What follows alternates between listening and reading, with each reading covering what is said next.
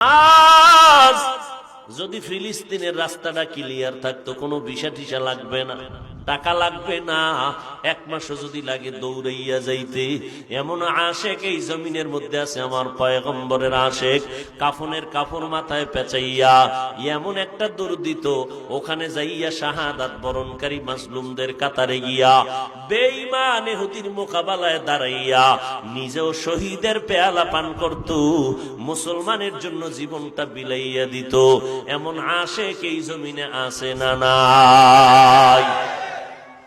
এই জন্য নাস্তিক বেঈমানেরা যত অপচেষ্টা করে দিনের বিরুদ্ধে, ইসলামের বিরুদ্ধে আগাইতে পারে না, পারে।